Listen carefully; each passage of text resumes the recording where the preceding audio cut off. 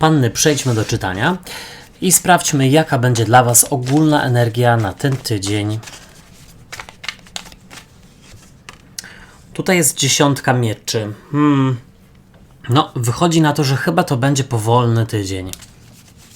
Co do Was przychodzi, co się pojawia? A przychodzi 5 monet z kolei. No, na razie taka, powiedzmy, trudna energia, ale zobaczymy, co będzie dalej. Co odchodzi do przeszłości, co się kończy. Tutaj jest z kolei 8 mieczy i to bardzo dobrze, bo tutaj tak jakby widzę, że ktoś przestaje siebie za coś winić albo wyrzucać sobie, że rezultat danej decyzji czy sytuacji mógł być troszeczkę inny. Jak Wy się przedstawiacie?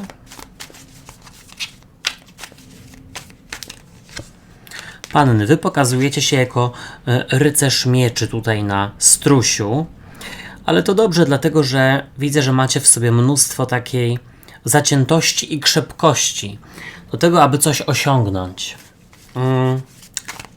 Jaka będzie dla Was rada?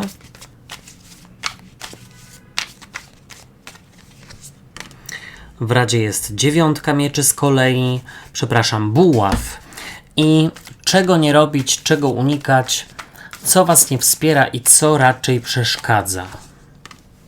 Tutaj jest król monet i kapłanka z przełożenia. Słuchajcie, najwięcej pojawiło się mieczy, a miecze są związane z trygonem powietrza, więc bliźnięta waga lub wodnik i wydaje mi się, że ten trygon Wam sprzyja. Ale też dosyć to jest dziwne zestawienie kart, szczerze mówiąc. Ja myślę, że tutaj coś idzie wolniej, aniżeli by Wam się wydawało, albo aniżeli byście chcieli, żeby to gdzieś tam się toczyło. Ale tutaj od razu mówię, że jest tak, jak być powinno. Nie przyspieszajcie. Natomiast zacznijmy od tego, że z przełożenia macie kapłankę i ona może, słuchajcie, sugerować kobietę, która jest wyżej postawiona, kobieta, od której bardzo dużo zależy. To może być szefowa, to może być, słuchajcie, jakaś urzędniczka, ale też mam wrażenie, że matka lub teściowa i z takimi możecie mieć do czynienia w tym tygodniu. I mam wrażenie, że w kontakcie z nimi może wam wszystko opaść, że tak powiem. Cała motywacja i chęci, natomiast wydaje mi się, że tutaj, zwłaszcza jeśli chodzi o matki, o teściowe, to mogą one tylko i wyłącznie sobie gadać, że coś uczynią, a wcale tego nie zrobią. Ciekawy jestem, czy z kimś to rezonuje.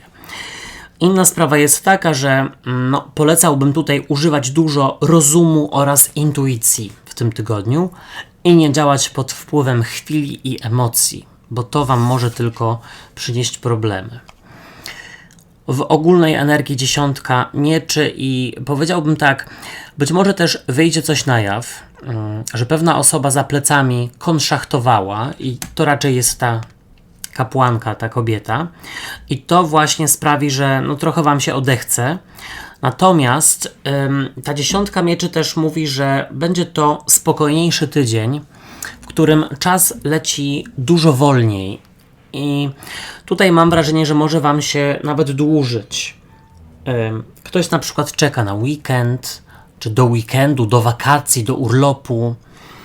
Ale też mam wrażenie, że na przykład jeśli odbywacie w tym najbliższym czasie jakieś komunie, wesela, czy tam cokolwiek, już tam macie zaplanowane, to tak naprawdę odliczacie czas tylko i wyłącznie do tego danego wydarzenia. Też mam wrażenie, że to wszystko ma Was pochłonąć dosyć dużo pieniędzy, bo przychodzi do Was 5 monet i tutaj wychodzi na to, że w tym tygodniu się dosyć dużo wykosztujecie, ale wcale nie musicie stracić na tym finansowo. Przede wszystkim nie stracicie, jeśli nie będziecie słuchali podszeptów jakiejś bardzo mądrej kobitki, której wydaje się, że po prostu wszystkie rozumy pozjadała i że ma największą wiedzę życiową i doświadczenie i jest ona starsza i trzeba się jej słuchać i tak dalej, i tak dalej. Tutaj raczej bym stawiał na własną intuicję i własny rozum. Jeśli chodzi w ogóle o wydatki większe, to jeśli planujecie w tym tygodniu, to albo wypadałoby jednak je odłożyć w czasie, albo porządnie się zastanowić, czy dana oferta, którą chcecie przyjąć, czy na pewno jest korzystna.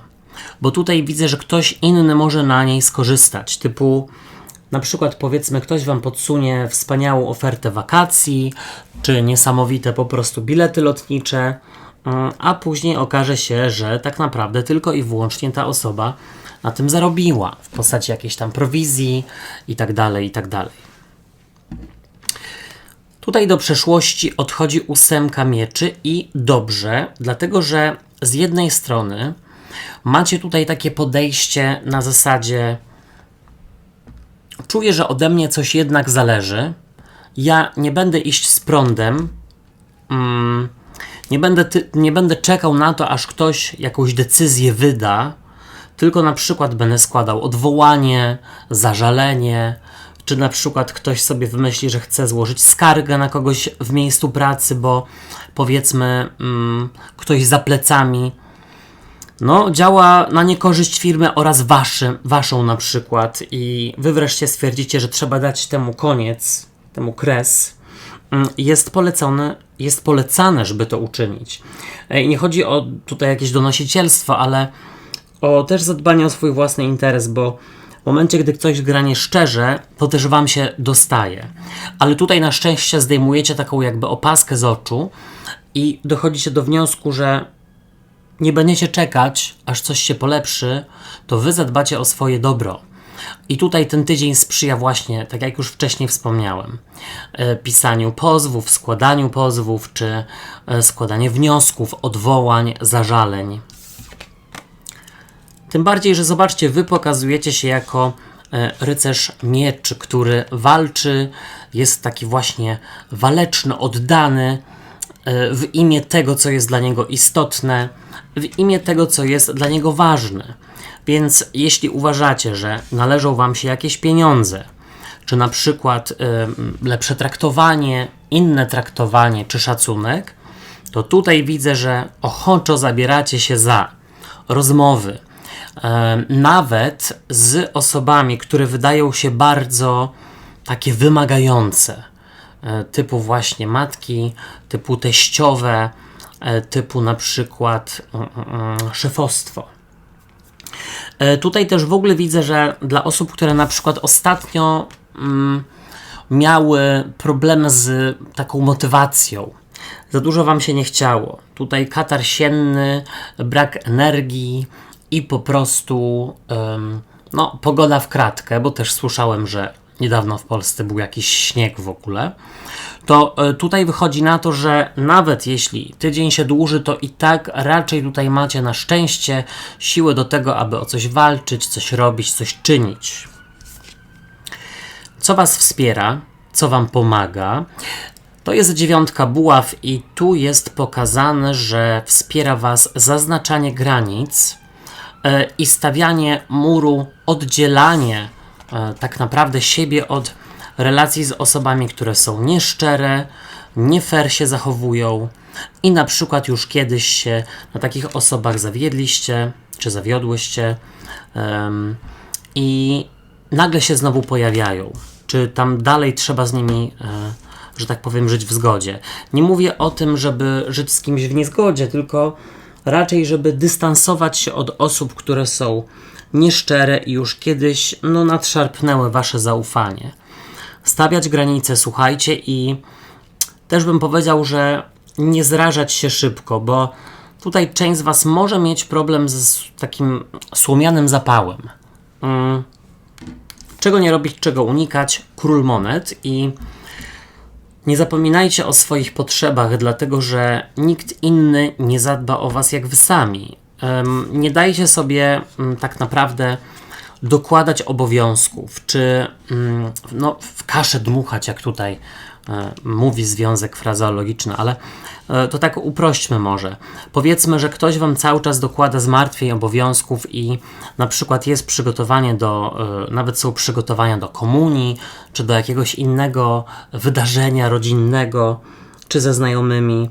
I na was po prostu spoczywają wszystkie obowiązki związane ze sprzątaniem, z po prostu listą gości, z zapraszaniem, z pieczeniem, gotowaniem. No, pamiętajcie, że inni nam zrobią tyle, na ile sobie pozwolimy. I tutaj przydałoby się to do siebie, że tak powiem, wziąć, do swojej głowy i tam zakodować, czyli więcej granic, powiedzmy mniej zaufania, ale to też tak negatywnie zabrzmiało. Może po prostu bardziej sprawdzajcie, czy czyny innych osób rzeczywiście słuchajcie, idą w parze z tym, co te osoby mówią. Sprawdzajcie po prostu to, kogo macie dookoła. I życzę wam udanego tygodnia. Do usłyszenia, do zobaczenia. Hej, cześć i pa pa.